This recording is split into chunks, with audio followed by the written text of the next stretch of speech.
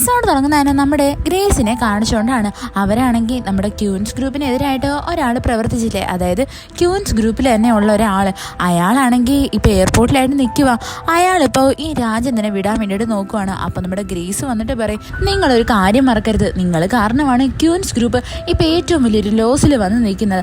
അതുകൊണ്ട് തന്നെ അവരുടെ കയ്യിലാണ് നിങ്ങളെ കിട്ടിക്കഴിഞ്ഞാൽ പിന്നെ നിങ്ങളുടെ കാര്യം കട്ടപ്പോകയാണ്. നിങ്ങളെ പിന്നെ ജയിലിൽ മാത്രമേ കാണാൻ പറ്റത്തുള്ളൂ. അതുകൊണ്ട് ഒരു കാര്യം ചെയ്യണം, ഇനി ഒരിക്കലും കൊറിയയിലോട്ട് തിരിച്ചു വരരുത്. നിങ്ങളെ എവിടോട്ടാണ് പറഞ്ഞു വിടുന്നത് അവിടെ തന്നെ സ്റ്റേ ചെയ്തോണം. എനിക്കത് മാത്രമേ ഉപദേശിക്കാനുള്ളൂ എന്ന് പറയും. അത് കഴിഞ്ഞിട്ട് കാണിക്കുന്നത് നമ്മളുടെ ഹാങ്ങിൻ്റെ വീട്ടിലാണ്. സത്യം പറഞ്ഞാൽ ഇപ്പം ഹാങ്ങിൻ്റെ വീട്ടിൽ വർക്ക് ചെയ്യുന്ന വേലക്കാർ പോലും നമ്മുടെ യൂൻസങ്ങിൻ്റെ സൈഡാണ്. അവരാണെങ്കിൽ ഹാങ്ങിൻ്റെ റൂം വൃത്തിയാക്കുന്നതെന്ന് പറഞ്ഞിട്ട് അവിടെ കിട്ടുന്ന ചെറിയ ചെറിയ ഇൻഫർമേഷൻസ് എല്ലാം ഇവന് പാസ് ചെയ്ത് കൊടുക്കും. അങ്ങനെ ഇവർ വൃത്തിയാക്കുന്നതും വേസ്റ്റ് പിന്നീന്ന് നമ്മുടെ ഹാങ് ആണെങ്കിൽ ഹോസ്പിറ്റലിൽ കാണിച്ച് ഒരു ബില്ല് കാണും. ഇത് കാണുന്നതും ആ ലേഡി ആണെങ്കിൽ എടുത്ത് നമ്മുടെ യൂൻസങ്ങിനെ അയച്ചു കൊടുക്കും.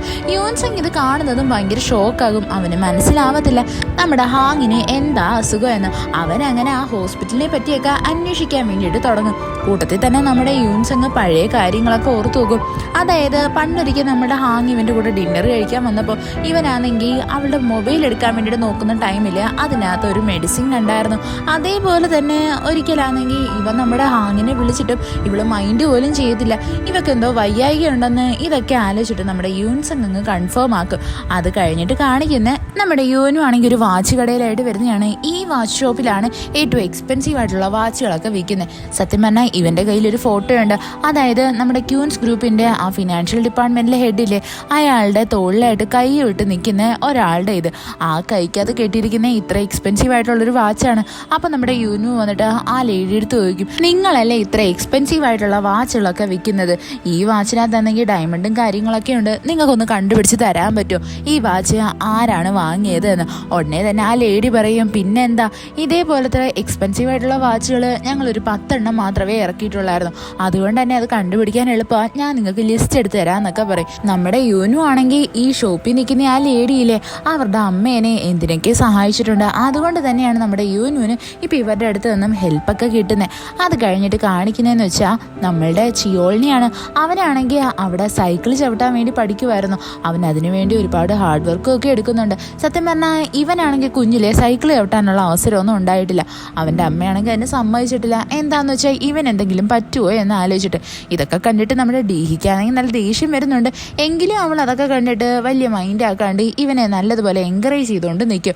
അങ്ങനെ ഇരിക്കാൻ നേരത്ത് അവിടെയായിട്ട് നമ്മളുടെ ചിയോളിൻ്റെ അമ്മ വരും. അവരാണെങ്കിൽ ഇവൻ ഇങ്ങനെ സൈക്കിൾ ഓടിക്കുന്ന കാണുന്നേ ഭയങ്കര ടെൻഷനാവും. അവർ വന്നിട്ട് പറയും, നീ എന്തിനാ ഇപ്പോൾ സൈക്കിൾ ഓടിക്കുന്നേ? നീ ഒന്ന് അടങ്ങിയിരുന്നേ, നിനക്ക് വല്ല പരിക്കും പറ്റും. ഉടനെ തന്നെ നമ്മുടെ ചിയോള് വന്നിട്ട് അവരുടെ അടുത്ത് പറയും, അമ്മ എന്തിനാ അമ്മ എൻ്റെ അടുത്ത് ഇങ്ങനെയൊക്കെ സംസാരിക്കുന്നത്? കുഞ്ഞിലെ തൊട്ടേ എനിക്ക് ഇഷ്ടപ്പെട്ട ഒരു കാര്യം അമ്മ എന്നെ ചെയ്യാൻ സമ്മതിച്ചിട്ടില്ല. സൈക്കിൾ ഓടിക്കാനോ ബൈക്ക് ഓടിക്കാനോ അല്ലെങ്കിൽ സ്കേറ്റ് ബോർഡ് ചെയ്യാനോ ഒന്നിനും എന്നെ സമ്മതിച്ചിട്ടില്ല. ഉടനെ തന്നെ നമ്മളുടെ ഹാങ്ങിൻ്റെ അമ്മ പറയും, ഞാനതൊക്കെ നിന്നെ സമ്മതിക്കാഞ്ഞ കാര്യം എന്ന് വെച്ചാൽ നിനക്ക് എന്തെങ്കിലും പരിക്ക് പറ്റുമോ എന്ന് ആലോചിച്ചിട്ടാണ്. അപ്പോൾ നമ്മളുടെ ചിയോള് ചോദിക്കും, എന്നും പറഞ്ഞിട്ട് ജീവിതകാലം മൊത്തവും എനിക്കിങ്ങനെ കൂട്ടിലടച്ച കിളീനെ പോലെ ജീവിക്കാൻ പറ്റുമോ? എനിക്കൊരു കുഞ്ഞുണ്ട്, അവൻ എനിക്കിതൊക്കെ പറഞ്ഞു കൊടുക്കണമെന്ന് ആഗ്രഹം. ഉടനെ തന്നെ നമ്മുടെ ഹാങ്ങിൻ്റെ അമ്മ പറയും, അതിന് വേണ്ടിയിട്ട് നമുക്ക് വേറെ ആരെങ്കിലും ഏർപ്പാടാക്കിയ പോരെ, നീ തന്നെ പറഞ്ഞു കൊടുക്കണമെന്ന് എന്താ ഇത്രയ്ക്ക് വലിയ നിർബന്ധം?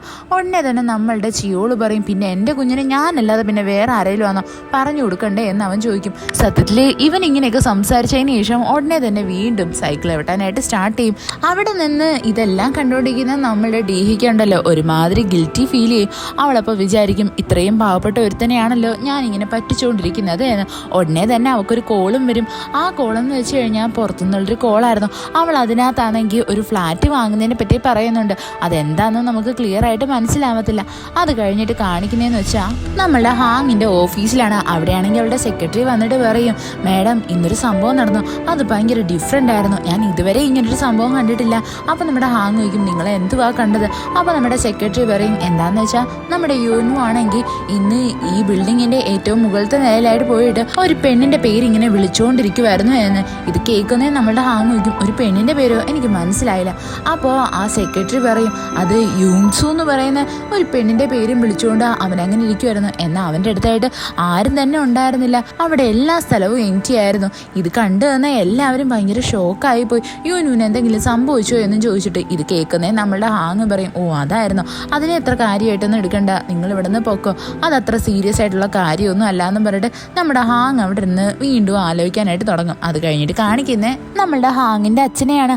അയാളായിരുന്നു ഇത്രയും കാലം നമ്മുടെ യൂനുവിന്റെ പുറകെ രണ്ടാൾക്കാർ ഇങ്ങനെ സ്പൈനെ പോലെ നടക്കത്തില്ലേ അവരെ ഏർപ്പാടാക്കിയത്. എന്താന്ന് വെച്ചാൽ നമ്മുടെ യൂനു എന്തൊക്കെയാണ് ചെയ്യുന്നത്, അവൻ ട്രസ്റ്റ് വർത്തിയാണോ എന്നൊക്കെ അറിയാൻ വേണ്ടിയിട്ട്. അപ്പോൾ അവരുടെ കൂടെ ഇരുന്ന് സംസാരിച്ചുകൊണ്ടിരിക്കുവാണ്. അവിടെയാണെങ്കിൽ അവർ നമ്മുടെ യൂനുവിനെ പറ്റിയിട്ടുള്ള എല്ലാ ഡീറ്റെയിൽസും പറയും. അതായത് അവൻ എവിടേക്കാണ് പോകുന്നത്, ആരെയൊക്കെയാണ് മീറ്റ് ചെയ്യുന്നത് എന്നൊക്കെ. അപ്പോൾ അവർ പറയും, എനിക്ക് തോന്നുന്നില്ല ഈ യൂനു ആണെങ്കിൽ നിങ്ങളുടെ മോളെ ചതിക്കുന്നുണ്ട്, വേറെ ഏതെങ്കിലും പെണ്ണിനെ കാണുന്നുണ്ട് എന്ന്. എന്താണെന്ന് വെച്ചാൽ അവൻ എവിടെ പോയാലും ഒറ്റയ്ക്കാണ് എന്നും പറഞ്ഞിട്ട് അവരെല്ലാ ഡീറ്റെയിൽസും കാണിച്ചു കൊടുക്കും. എന്നാൽ നമ്മുടെ യൂനു ആണെങ്കിൽ പുതുതായിട്ട് 2-3 സ്ഥലത്തോട് പോകാനായിട്ട് സ്റ്റാർട്ട് ചെയ്തിട്ടുണ്ട്. ഒന്നെന്ന് വെച്ച് കഴിഞ്ഞാൽ ഈ ക്രിക്കറ്റ് പോലത്തെ ഒരു ഗെയിം കളിക്കത്തില്ലേ, അതേപോലത്തെ ഒരു സ്ഥലത്ത്. രണ്ടാമത്തെ സ്ഥലം എന്ന് പറഞ്ഞാൽ ഒരു മുത്തശ്ശിയുടെ ഒരു റെസ്റ്റോറൻ്റ് ആണ്. ഇവിടെ രണ്ടിടത്തും അവൻ ഒറ്റയ്ക്ക് പോയി ഒരുപാട് ടൈം സ്പെൻഡ് ചെയ്യുന്നുണ്ട് എന്നൊക്കെ പറയും. ഇതൊക്കെ കേൾക്കുന്നത് നമ്മുടെ ഹാങ്ങിൻ്റെ അച്ഛനാണെങ്കിൽ ഭയങ്കര ഷോക്കായി പോകും. അയാൾ ആലോചിക്കും, എന്നാലും ഈ യൂനു എന്തോത്തിന് ഇവിടെ എല്ലായിടത്തും ഒറ്റയ്ക്ക് പോകുന്നത്, അവൻ ഇവിടേക്ക് എന്തിനാ ഇത്രയും ടൈം സ്പെൻഡ് ചെയ്യുന്നതെന്ന്. ഉടനെ തന്നെ നമ്മളുടെ അവിടെയുള്ള ആ ഒരു ഡിറ്റക്റ്റീവ് പറയും, നിങ്ങൾക്കൊരു കാര്യം അറിയാവോ, ഞങ്ങളാണെങ്കിൽ ആ യൂനുവിൻ്റെ ഫോണും ഹാക്ക് ചെയ്തെടുത്തിട്ടുണ്ട്. അവനാണെങ്കിൽ വീട്ടിൽ വരുന്ന വഴിക്കായിട്ട് ഒരു പൂച്ചക്കുട്ടീനെ കണ്ടിട്ട് അതിന് ഫുഡും കൊടുക്കുന്നുണ്ട്. അവൻ്റെ ഫോൺ ഹാക്ക് ചെയ്തപ്പോൾ മനസ്സിലായി അതിനകത്ത് മൊത്തം പൂച്ചക്കുട്ടിയുടെ ഫോട്ടോ, പോരാത്തതിന് നിങ്ങളുടെ മോളുടെ ഫോട്ടോയാണ്. ആ ഫോട്ടോ എടുത്ത് വെച്ചേക്കുന്ന കണ്ടാലേ അറിയാം അവനാണെങ്കിൽ ഹാങ്ങിനെ ഭയങ്കര ഇഷ്ടമായെന്ന്. കാര്യം എന്ത് കിടിലമായിട്ട് അവൻ ഫോട്ടോ എടുത്ത് വെച്ചേക്കുന്നത്. ഒരാണും ഇഷ്ടപ്പെടാത്തൊരു പെണ്ണിൻ്റെ ഫോട്ടോ ഇത്ര കിടിലമായിട്ടൊന്നും എടുത്ത് വെക്കത്തില്ല എന്നൊക്കെ പറയും. ഇതൊക്കെ കേൾക്കുന്നേ നമ്മുടെ ഹാങ്ങിൻ്റെ അച്ഛൻ ഭയങ്കര ഞെട്ടിപ്പോവും. അങ്ങനെ ഹാങ്ങിൻ്റെ അച്ഛനാണെങ്കിൽ നേരെ ഇതെല്ലാം വന്നിട്ട് നമ്മുടെ ഹാങ്ങിൻ്റെ അടുത്ത് പറയും. എന്നിട്ട് അവളുടെ അടുത്ത് പറഞ്ഞ് മനസ്സിലാക്കും, എനിക്ക് തോന്നുന്നില്ല യൂനു നിന്നെ ചതിക്കുക എന്ന്. അവൻ്റെ ബാക്ക്ഗ്രൗണ്ട് എല്ലാം ചെക്ക് ചെയ്തിട്ടും അവൻ ഭയങ്കര നീറ്റായിട്ടുള്ള ഒരാളായെന്നാണ് മനസ്സിലായത് എന്നൊക്കെ പറയും. ഇതൊക്കെ കേൾക്കുന്നേ നമ്മുടെ ഹാങ് പറയും, എനിക്ക് തോന്നുന്നില്ല അവൻ അത്രയും ജെന്യുവൻ ആയിട്ടുള്ള ഒരാളായെന്ന്. എന്താണെന്ന് വെച്ച് കഴിഞ്ഞാൽ യൂനുവിന് എപ്പോഴും അറിയാം അവനെ ഫോളോ ചെയ്ത് 2 പേര് എപ്പോഴും അവൻ്റെ പുറകെ ഉണ്ട് എന്ന്. അതുകൊണ്ട് തന്നെ അവൻ അത്രയ്ക്ക് കോൺഷ്യസ് ആയിട്ട് മാത്രമേ അവൻ്റെ കാര്യങ്ങളൊക്കെ ചെയ്യത്തുള്ളൂ. അവൻ എന്തെങ്കിലും സീക്രട്ട് ഉണ്ടെങ്കിൽ തന്നെ അതൊന്നും അവൻ പുറത്ത് കാണിക്കാത്ത രീതിയിലായിരിക്കും ചെയ്തിട്ടുണ്ടാവുക. എന്തായിരുന്നാലും നാളെ നോക്കാം.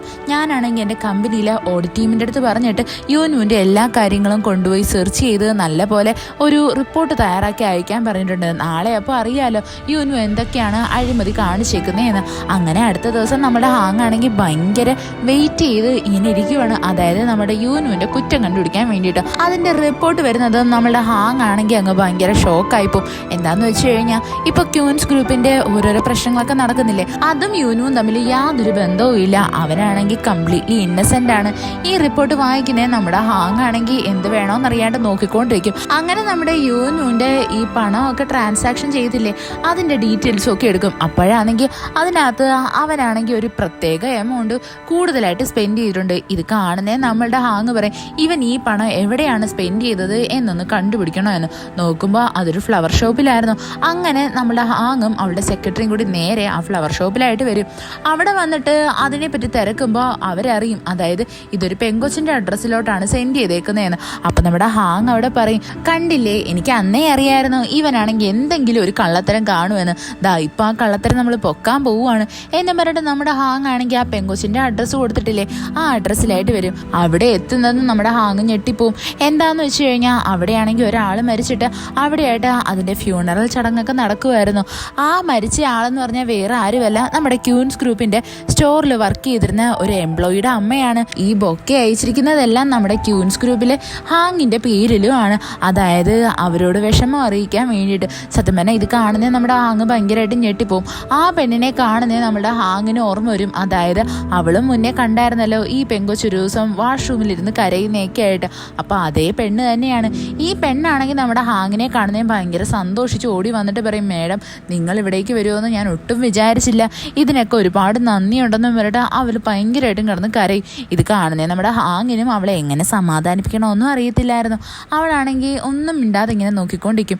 അങ്ങനെ അവൾ ആ ഫ്യൂണറൽ ഹാളിൽ നിന്ന് അങ്ങോട്ട് പുറത്തോട്ട് ഇറങ്ങുന്നത് അവിടെയായിട്ട് നമ്മളുടെ യൂനു നടന്നു വരും. ഇവനെ കാണുന്നേ നമ്മളുടെ ഹാങ് വയ്ക്കും, നീ എന്തിനാ ഇങ്ങനെയൊക്കെ ചെയ്യുന്നത്, നല്ലവനാവാൻ വേണ്ടിയിട്ട് നോക്കുവാണോ, ഇങ്ങനെ എൻ്റെ പേരിൽ അയക്കേണ്ട യാതൊരു ആവശ്യമില്ല, അതൊന്നും കണ്ടിട്ടൊന്നും ഞാനൊരിക്കലും എൻ്റെ മനസ്സൊന്നും അലിയിക്കാൻ പോകുന്നില്ല, നോക്കിക്കോ നിന്നെ ഞാൻ ഉടനെ തന്നെ എൻ്റെ വീട്ടിൽ നിന്ന് പുറത്താക്കും, നിൻ്റെ ഒരു കളിയും ഞാൻ സമ്മതിച്ചെടുത്തില്ല എന്നൊക്കെ പറഞ്ഞിട്ട് നമ്മുടെ ഹാങ് അവിടെ നിന്നങ്ങ് പോവും. അത് കഴിഞ്ഞിട്ട് അവൾ നേരെ വരുന്നത് നമ്മുടെ യൂൻസിങ്ങിനെ കാണാൻ വേണ്ടിയിട്ടാണ്. അതായത് അവളുടെ ആ ഹാർമൻ്റെ പ്രോജക്റ്റില്ലേ അതിനെപ്പറ്റി സംസാരിക്കാൻ വേണ്ടിയിട്ട്.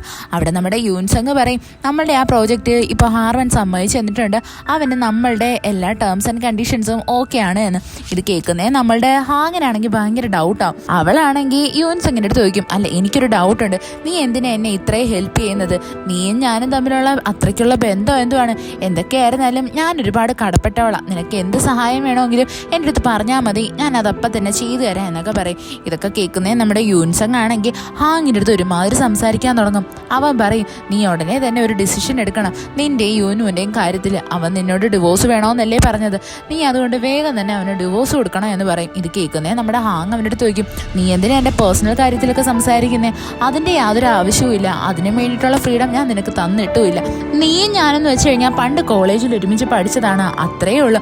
അതിനപ്പുറത്തോട്ട് ആ ഒരു ലൈൻ ക്രോസ് ചെയ്യാൻ വേണ്ടി നീ നോക്കണ്ട, എനിക്കത് ഇഷ്ടമല്ല എന്ന് പറയും. ഇത് കേൾക്കുന്നേ നമ്മുടെ യൂൻസങ് ആണെങ്കിൽ പറയും, എനിക്ക് സത്യത്തിൽ നിന്നെ കല്യാണം കഴിച്ചാൽ കൊള്ളാമെന്നുണ്ട്, അവനുമായിട്ട് ബ്രേക്കപ്പ് ആയി കഴിഞ്ഞാൽ എനിക്കൊരു അവസരം തരുമോ എന്ന് ചോദിക്കും. ഇത് കേൾക്കുന്നേ നമ്മുടെ ഹാങ്ങിന് ഭയങ്കര ദേഷ്യം വരും. അവൾ പറയും, എനിക്കിപ്പോൾ സംസാരിക്കാൻ യാതൊരു മൂഡും ഇല്ല, ഞാനിപ്പോൾ ഇവിടെ നിന്ന് പോവുകയാണ്, ഞാൻ സംസാരിച്ചു കഴിഞ്ഞാൽ ചിലപ്പോൾ അത് നിനക്ക് ഹേർട്ടാവും എന്നുള്ള രീതിയിൽ നമ്മുടെ ഹാങ് അവിടെ നിന്ന് എഴുന്നേറ്റ് നടക്കാനായിട്ട് ഒരുങ്ങും. പെട്ടെന്ന് തന്നെ അവൾക്ക് തലകറക്കം പോലെയും ഫീൽ ചെയ്യും. എങ്കിലും അവൾക്കാണെങ്കിൽ അവിടെ അത് കാണിക്കാൻ പറ്റത്തില്ലല്ലോ. അവൾ അങ്ങനെ വേഗം തന്നെ അവിടെ നിന്ന് നടന്നങ്ങ് പോവും. നമ്മുടെ ഹാങ് ആണെങ്കിൽ ലിഫ്റ്റിൻ്റെ അടുത്ത് എത്തുന്നതും അവളുടെ കയ്യിലായിട്ട് ഈ തലകറക്കൊക്കെ മാറ്റാൻ വേണ്ടിയിട്ട് ഒരു മെഡിസിൻ ഉണ്ട്. അത് നോക്കുമ്പോൾ എന്തുവാ അവളുടെ ബാഗിലായിട്ടില്ല. ആ മെഡിസിൻ ആണെങ്കിൽ ഇപ്പം നമ്മുടെ യൂൻസങ് എടുത്ത് കയ്യിൽ വെച്ചേക്കുമായിരുന്നു. പെട്ടെന്ന് തന്നെ നമ്മളുടെ ഹാങ് ആണെങ്കിൽ വേറൊന്നും ചിന്തിക്കത്തില്ല, അവൾ വേഗം തന്നെ ലിഫ്റ്റ് കയറി അങ്ങ് പോവാനായിട്ട് ഒരുങ്ങും. അത് കഴിഞ്ഞിട്ട് കാണിക്കുന്നേ നമ്മളുടെ യൂനു ആണെങ്കിൽ ഈ യൂൻസങ്ങിനെ പറ്റി നല്ലതുപോലെ അന്വേഷിക്കുന്നതാണ്. അവൻ്റെ ബാക്ക്ഗ്രൗണ്ട് ചെക്കൊക്കെ അന്വേഷിക്കുന്നേ നമ്മളുടെ യൂനുവിൻ്റെ ഫ്രണ്ട് വന്നിട്ട് പറയും, ഇവനാണെങ്കിൽ പുറത്താണ് പഠിച്ചതും വളർന്നതും ഒക്കെ. ഇവൻ സത്യത്തിൽ കൊറിയയിലുണ്ടായിരുന്ന ഒരു ഓർഫനേജിലാണ് വളർന്നത്. എന്നാൽ അവൻ്റെ ഇപ്പോഴത്തെ പേരൻസ് ഇല്ലേ അവനെ അഡോപ്റ്റ് ചെയ്യുക ചെയ്തത്. എന്നാൽ വേറൊരു സംഭവം ഉണ്ട്, അതെനിക്ക് കുറച്ച് മിസ്റ്റീരിയസ് ആയിട്ട് തോന്നി. എന്താണെന്ന് വെച്ചാൽ കുറച്ച് വർഷങ്ങൾക്ക് മുന്നേ ആയിട്ട് യൂൻസങ്ങിൻ്റെ പേരൻസ് ഒരു കാർ ആക്സിഡൻറ്റിൽ മരിച്ചുപോയി. എന്നാൽ റിപ്പോർട്ടെല്ലാം പറയുന്നത് അവരെല്ലാവരും നല്ലതുപോലെ കുടിച്ചിട്ടാണ് ആക്സിഡൻ്റ് ആയത് എന്നാ. പക്ഷേ അയൽക്കാർ പറയുന്നതെന്ന് വെച്ചാൽ അവർക്ക് കുടിക്കുന്ന ശീലമില്ലെന്നുമാണ്. ഇതിൻ്റെ സത്യം എന്തുവാന്ന് അറിയത്തില്ല. എന്നാൽ പോലീസാണെങ്കിൽ കുടിച്ചിട്ടുള്ള ഒരു ആക്സിഡൻ്റ് ആണെന്നും പറഞ്ഞിട്ട് അതിനെ എങ്ങ് എഴുതി തള്ളി. ഇതൊക്കെ ആലോചിക്കുന്നത് നമ്മളുടെ യൂനുവിനും ഒന്നും മനസ്സിലാവത്തില്ല. അവനിങ്ങനെ ഭയങ്കര ഡീറ്റെയിൽ ആയിട്ടിരുന്ന് എല്ലാം നല്ലതുപോലെ പഠിക്കും. അത് കഴിഞ്ഞിട്ട് നമുക്കൊരു കാര്യം റിവീലാക്കും. അതായത് നമ്മുടെ യൂൻസങ്ങിൻ്റെ അമ്മ എന്ന് പറയുന്നത് വേറെ ആരുമല്ല, നമ്മളുടെ ചെയർമാൻ്റെ ആ ഗേൾ ഫ്രണ്ടില്ലേ അവർ തന്നെയാണ്. അതായത് അവർ ജയിലിൽ വെച്ചിട്ട് പ്രസവിച്ച അവരുടെ കുഞ്ഞെന്ന് പറഞ്ഞാൽ വേറെ ആരുമല്ല, നമ്മുടെ യൂൻസങ് തന്നെയാണ്. അങ്ങനെ നമ്മുടെ യൂൻസങ് അവൻ്റെ വീട്ടിൽ കൂടി നടക്കുന്നതും അവനെ കാണാൻ വേണ്ടിയിട്ട് നമ്മുടെ ഈ ചെയർമാൻ്റെ ഗേൾ ഫ്രണ്ട് വരും. അവരാണെങ്കിൽ ഇവൻ്റെ അടുത്ത് ഇപ്പോൾ ഭയങ്കര കാര്യത്തിലൊക്കെ സംസാരിക്കുന്നത്. അവർ പറയും, നമുക്ക് ഉടനെ തന്നെ ആ ചെയർമാനെയും അയാളുടെ ഫാമിലിനെയും ഇവിടെ നിന്ന് അടിച്ച് പുറത്താക്കണം എന്ന്. ഇവരതിന് വേണ്ടിയിട്ടുള്ള മാസ്റ്റർ പ്ലാനൊക്കെ തയ്യാറാക്കിക്കൊണ്ടിരിക്കുന്നത്. നമ്മുടെ യൂൻസങ്ങിനെയാണെങ്കിൽ അവർ നമ്മുടെ ഈ ക്യൂൻസ് ഗ്രൂപ്പിൻ്റെ തന്നെ ഓർഫനേജിലാണ് വളർത്തിയത്. ആ ഒരു ടൈമിൽ തന്നെ നമ്മുടെ ഈ ഗേൾ ഫ്രണ്ട് ആണെങ്കിൽ ചെയർമാനെ അങ്ങ് വളച്ചെടുക്കും. അത് കഴിഞ്ഞിട്ട് കാണിക്കുന്ന നമ്മുടെ ഈ ചെയർമാൻ്റെ ഗേൾ ഫ്രണ്ടും യൂൻസങ്ങും കൂടി ചേർന്നിട്ട് ചെയർമാൻ ഇപ്പം എന്തുവാ ചെയ്യുന്നതെന്നുള്ളത് അവിടുത്തെ ആ ഒരു ക്യാമറ വെച്ചിട്ട് കണ്ടുകൊണ്ടിരിക്കുന്നതാണ്. ചെയർമാൻ ഇപ്പം എന്താ ചെയ്യുന്നതെന്ന് വെച്ച് കഴിഞ്ഞാൽ അയാളുടെ ഫാമിലിയായിട്ട് സ്പെൻഡ് ചെയ്ത പഴയ വീഡിയോസൊക്കെ എടുത്തിരുന്ന് കണ്ടുകൊണ്ടിരിക്കുക. അയാൾക്കാണെങ്കിൽ ഇതൊക്കെ കാണുന്നതും ഭയങ്കര സന്തോഷമാവും. അയാൾ ഭയങ്കര സമാധാനമായിട്ട് ഇതെല്ലാം കണ്ടു ചിരിച്ചുകൊണ്ടിരിക്കും. ഇത് കാണുന്നേ നമ്മളുടെ ആ ഗേൾ ഫ്രണ്ട് പറയും, ഇങ്ങേരുടെ സമാധാനം നമുക്ക് ഉടനെ തന്നെ നശിപ്പിക്കണം, ഇങ്ങേരെ അങ്ങനെ പീസ്ഫുള്ളായിട്ടിരിക്കണ്ട എന്ന്. അത് കഴിഞ്ഞിട്ട് കാണിക്കുന്നതെന്ന് വെച്ചാൽ നമ്മുടെ ഈ ഗേൾ ഫ്രണ്ട് ആണെങ്കിൽ ഈ ചെയർമാൻ്റെ അടുത്ത് വന്നിട്ട് അയാളുടെ ആ ഒരു ട്രസ്റ്റ് പിടിച്ചു പറ്റാൻ വേണ്ടി അയാളുടെ അടുത്ത് ഓരോന്നൊക്കെ സംസാരിക്കുന്നതാണ്. ഈ ഗേൾ ഫ്രണ്ട് ആണെങ്കിൽ നമ്മുടെ ഈ ചെയർമാൻ്റെ കയ്യിലായിട്ട് അവരുടെ പാസ്പോർട്ടും ഡോക്യുമെൻസും എല്ലാം കൊടുത്തിട്ട് പറയും, നിങ്ങൾക്ക് എന്തെങ്കിലും ഒരു ആവശ്യം വന്നിട്ട് ജയിലിൽ പോവേണ്ട എന്തെങ്കിലും ഒരു സിറ്റുവേഷൻ വന്നു കഴിഞ്ഞാൽ എന്നെ പറഞ്ഞു വിട്ടാൽ മതി, ഞാനാണ് എല്ലാം ചെയ്തത് എന്ന് പറഞ്ഞാൽ മതി. നിങ്ങളുടെ ഫാമിലി നിങ്ങളുടെ കൂടെ നിന്നില്ലെങ്കിൽ എന്താ, എനിക്ക് അതിന് യാതൊരു പ്രശ്നവും ഇല്ല എന്ന് പറഞ്ഞിട്ട് ഇവർ ഭയങ്കര ഇമോഷണലായിട്ട് സംസാരിക്കും. ഇതൊക്കെ കേൾക്കുന്നത് നമ്മുടെ ചെയർമാൻ അങ്ങ് ഫ്ലാറ്റ് ആവും. അയാളാണെങ്കിൽ നമ്മുടെ ഈ ഗേൾ ഫ്രണ്ടിൻ്റെ അടുത്ത് പറയും, എന്നാലും നീ എൻ്റെ ഫാമിലിയിൽ ഒരു മെമ്പർ കൂടിയല്ല, എന്നിട്ട് നീ എനിക്ക് വേണ്ടി ഇങ്ങനെയൊക്കെ ത്യാഗം ചെയ്യാൻ റെഡി ആവുന്നല്ലോ. അപ്പോൾ നമ്മുടെ ഈ ഗേൾ ഫ്രണ്ട് പറയും, എനിക്ക് നിങ്ങൾ ജയിലിൽ പോകുന്നത് ഇഷ്ടമല്ല, അതുകൊണ്ടാണ് ഞാനിപ്പോൾ ഇങ്ങനെയൊക്കെ ചെയ്യുന്നത് എന്ന്. ഇതൊക്കെ കേൾക്കുന്നത് നമ്മളുടെ ചെയർമാൻ്റെ കണ്ണൊക്കെ നിറയും. സത്യത്തിൽ ഈ ഗേൾ ഫ്രണ്ട് ഇങ്ങനെയുള്ള ഓരോരോ കാര്യങ്ങൾ പറഞ്ഞിട്ട് തന്നെ നമ്മുടെ ഈ ചെയർമാനെ എപ്പോഴും വശത്താക്കി വെച്ചേക്കുന്നത്. ഈ എപ്പിസോഡ് ഇവിടെ വെച്ച് അവസാനിക്കുന്നു. ഇഷ്ടപ്പെട്ട ഫ്രണ്ട്സിന് ഷെയർ ചെയ്യാൻ മറക്കല്ലേ. വീഡിയോ എങ്ങനെ ഉണ്ടായിരുന്നെന്ന് കമൻറ്റ് ചെയ്ത് അറിയിക്കുക. It's signing off MDC.